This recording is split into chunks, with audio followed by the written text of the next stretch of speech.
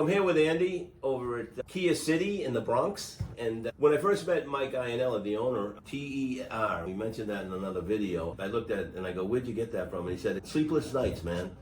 Because I wanted to remain transparent, I want my people to be efficient, and I wanted to have respect for my customers. And we asked you what that all meant, and what did you say? That's our mantra. That's awesome, man. You've been doing finance now, how long? About to be 5 years. About 5 years? Yes, about 5 years. And I met you, what, about a year and a half ago, maybe? Year and a half. Okay, and you went through a half day of my training. Half day, yeah. All right, and you had been in the business for 3 years, 3.5 years, and then you go to this FNI training, and I think you had just gotten Darwin at that point in time. Was that true? Yeah, we were new to Darwin. You were new to Darwin, and we talked about Darwin, and we got the Darwin menu. It's a generic menu up there. What did you take back from that training, if you don't mind me asking? It was really a lot of information. Okay. All in that half day, but it really helped me a lot with like word track. Before I met you, I was always worried about what am I going to say or how should I start it. You gave me more of a guide on pretty much every customer being different, but the approach being the same. You know what? You just mentioned something. Is probably the most common question I get is how do you start a menu? And you just mentioned it in the early days of your career before you sat down with us and we did that coaching session and training session. Yeah. You said that you had not a hard time, but some difficulty in where do you start it? How do you start it? Did I get that right? Yep. And I shared with you how you have to have that switch. It's like that light switch go off. It's like when you walk into the room, turn the light on, lights are on, it's action. And we talked about how a transition statement is really important. Do you use a transition statement now since that training on a regular basis or consistent? Of course. That statement is different whether it's in English or Spanish. Oh, yeah, of course. Yeah, that makes sense. But definitely, because it's an easier way to... And do you mind sharing it with the audience, what that transition statement is? Kind of like setting the table. On the spot is a little difficult. But you're always on the spot, aren't you? No, it is on the spot, but transitioning from sales over to finance, it really depends because most of the time we'll meet outside.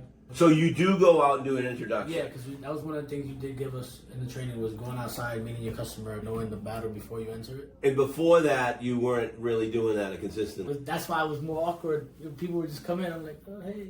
So you're telling the audience that the introduction, going out, meeting the customer in their comfort zone is extremely important? That's everything. I love it, Andy. And we're not scripted here. Yeah. This is off the cuff. Right. So you learned a very good lesson. You learned that getting in front of the customer early and often, and you do all spot deliveries here, right? All spot, everything's a spot. You know, that customer might come in off the internet, but you're delivering the car when they get here. Same day. No appointments, no nothing. It's boom, boom, boom, boom, boom. So it's really imperative that you get out there, form a connection with the customer, get them in here. Before I print the final paperwork, let's get ready. Let me share these options, the options that are available to you, or let me go over the figures with you one more time. Is that the transition statement you use? Yeah. No, okay. It really helped. You can't sell something if you don't know the person or know who you're selling it to. So what type of questions would you ask those customers prior to coming in? I really just introduce myself when I go over there. I'm like, hey, my name is Andy. I'm one of the finance managers here. I'm assisting you with your deal. And whether it's your glasses or something that makes the start of conversation, just fill you out and see what kind of person you are. I don't know if you recall, but during my coaching session, the training sessions, I always talk about inference. Yeah. Picking up something on the person that you're talking to. I talk about it in sales. When someone pulls up in their car, look for bumper stickers. When they step out of the car, look for a Yankees shirt or a Mets shirt. So you're doing that. You're like going out, looking at the customer and saying, what do I have in common with this customer before you even open your mouth? Yeah, because I don't want to go out there just right to it. I want to meet the person and just get a reaction out of you. Some people won't, and you got to get right to it and just talk about the deal. How you're leasing the car? Have you leased before? Oh, if you did, what did you lease? Did you enjoy the lease? Like just normal conversation where it really depends how the flow of the traffic. You know what's really cool? You come off as very natural when you just did what you just did. Have you leased the car before? What did you think? Did you like the way you leased? I love that. So in the last year and a half since I first met you, has there been any areas where you feel there's room for improvement, or did you formulate habits, you strive to do things? Is there anything that you feel you fell short on? I always feel like there's always room to improve. Okay. I never stay like, oh yeah, I got it already. I don't need to see Gerry anymore. I'm always open to new ways of, even what we've already spoken about, a new transition statement. Maybe you heard something new on the podcast on the way here and you want to tell me, and I use it in my next customer. Everything. I want to say, Honestly speaking, I would like to improve in every aspect, always.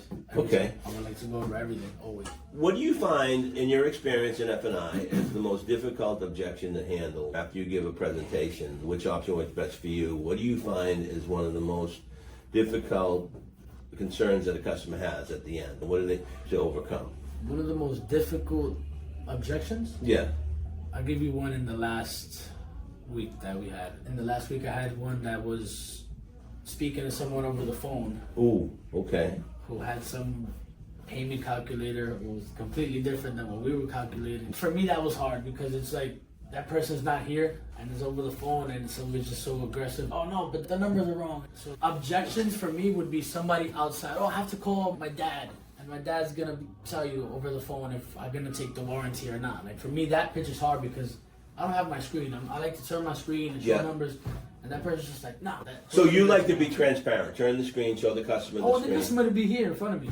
All right, so let's go back to the person who says, I want to contact my dad, I want to speak to my wife, I want to call my uncle. I'm just sitting here, exactly. He says goes. They told me whatever I do, before I do anything, make sure they call me and make sure, all right? That for me is hard. All right, so can I give you a recommendation? Yeah. Okay, and this could turn everything around, all right? So when someone says to me, and I'll be right up front with you, I just talked to sales consultants about this, and I just learned this just a few weeks ago. And you had mentioned you pick up things on podcasts and stuff. Yeah. I do the same thing. I'm constantly updating my software. Training's a journey. It's just like learning is a journey, and I'm always learning. So I saw someone, and the person in this podcast said, this is how you handle, I want to speak to my wife. I want to speak to my father. And this is what he said. He said, the next time someone says to you, I want to speak to my father, I have to speak to my father. What's your father's name? Bob. What do you think Bob will say? It's like you turn it all around. Let's role play for a minute. Tell me that you want to call your dad, call your wife, and verify the figures. I want to call my wife and verify the figures before Andy, what's your wife's name, if you don't mind me asking? Kim. Kim? Yeah. Okay. Have you discussed this with Kim before? Yeah, we spoke. All right, when we call Kim, you're going to definitely be able to call her right now. What do you think Kim will say? She'd say she'd want me to sleep on it. She'd want you to sleep on it. Why would she say that? Because she's one of those persons that doesn't like to, no matter what, she doesn't want to do something on the same day. She wants to sleep on it, and the next day, if she feels like doing it, then it's meant to be. Are you the same type of person as Kim is? Do you like to sleep on it, or do you like to get it done right away? Nah, I like to get it done right away. And that's why you want to call Kim, because you're afraid you might make the wrong decision? Kinda. Yeah. So let me ask you a question. Do you want to do it? Yeah. What do you think, Kim? Do you think Kim will sleep on it and want to do it because you want to do it? In other words, does Kim do what you want to do? Not necessarily, nah. She runs the finances. I just... All right, I get it. I have the same situation with my wife. But I know my wife, if I wanted it bad enough, just like if she wanted it bad enough, I'd let her have it, whatever she wanted. Wouldn't your wife be the same way with you? Yeah, she could be at times. So why don't you just sign up for it, and then if you don't want it, just let me know in the morning. That's fair. Let's do it. All right. That's just another way of looking at it, all right? What'd you think of that? Did I give you a tip? Yeah, that's cool. But here's the key. That's cool. It wasn't so much the dialogue I had back and forth with you. It got personal, more personable when I asked you, what's your wife's name? Instead of talking in terms of, what would your wife say? What would your wife say? What would your say? I said, what would Kim say? Did you feel it? Yeah. It's like now we're friends. Let me give you one more if you don't mind. No, go right ahead. I don't mind at all. That's what I'm here for. You're one of Gerry's kids now, man. I trained you a year and a half ago. Yeah, definitely. There was another one where, no, I don't want any of that stuff. I don't want any of it. No, thank you. All right, I get it. These options aren't for everybody. But Andy, you know what? I found that those who really say they don't want anything, they're really saying they don't see enough value to spend the extra money. Isn't that really how you feel? Yeah, I got a guy. I don't need it. So you got a guy that would fix all these things? Yeah, can we just proceed? No, I appreciate that. You want to proceed. But obviously, can I ask you a question? Go ahead. Right. I know you seem like a little aggravated, but seriously, you want the products. It's just a matter of seeing enough value to spend the extra money. Because certainly you'd take every one of those products if it were free, right? Yeah, of course. And your friend would benefit even if you took those products because he's going to get paid once he does the repair work. Yeah. So if money weren't an issue with you, Andy, all right, and I'm sorry, only because I know that you see some value but just not enough to spend the extra money, what would you take if it were free? None of You wouldn't take any of them if they were free? It's not. Is it free? It's not free, but I'm just curious as to which option would be. I'd Would take be. all of them. All of them. What if you only had the choice of taking one? I wouldn't take any. All right, so you'd have to have them all or none? Boy, you're a tough customer. Real tough customer. Can we finish? Yeah, actually we can, okay? I'm going to stop printing paperwork. Now here's what I would do, okay? And this is- That was verbatim how it happened. No, that's fine. That's going to happen. That was But verbatim. did I hang in there a little It bit? did. No, that was much better. Because me, I shut down. Because when she got me with the, just get me out of here. I was like, Well, here's the thing. I did say you seem aggravated, but the only reason is because you're somewhat interested. And most people tell me it's just that they don't see enough value. But here's the thing. And this is the tip. And I did a video on this recently, where do you have a tablet for the download, or you don't have a tablet? not yet. Not Okay, Yet. if you have a tablet, or you could put this in, you can't do it on this because you can't move it around. But you could just turn that menu. How Right. outside it was also like this. Yeah, but this doesn't, the problem It's is, supposed to pop up. it will pop up, wait. There you go. Or you could drag and drop. Can you drag and drop on the screen? Oh, that's beautiful. Then what I would do is I would give this menu to the customer. Let me print some paperwork. And one of the nice things about doing business here at the City Kia is that you can actually customize these options. And you know what? I'm going to leave you alone. And just, you have Amazon? Yeah. Amazon Prime? Yeah. You always shop it on Amazon. And then you go to your shopping cart and you decide what you want, what you don't want. Yes. It's the same technique here. All you got to do is move this stuff over there. Okay? I'll give you the mouse and you can do that while I'm printing the paperwork. And then let the customer screw around with it while you're printing paperwork. You know? What I would do is just do this, eliminate that one, But I did that. I eliminated. eliminate that and- one, And and make this the shopping cart. I gave her a copy of it. You still embraced her and she still had She interest. still took copies of it. We still. Yeah, got but see, one one of the over. things is you could go like that, and then it just changes the payment automatically, and she might look at you while you're printing paperwork and say, "My base payment, that's all right. For only $20 more, I can have the tire and wheel coverage." Oh, by the way, the prop. That's an awesome prop. Did you get that in your shop? That.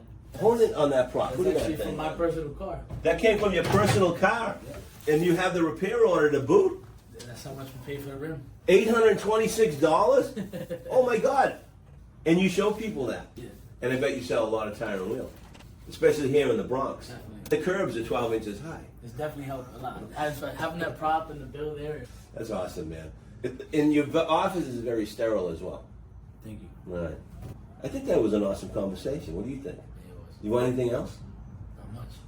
Transparency, efficiency, and respect. That's our mantra. Thanks, Ann. Thank you. Until next time. Go get 'em.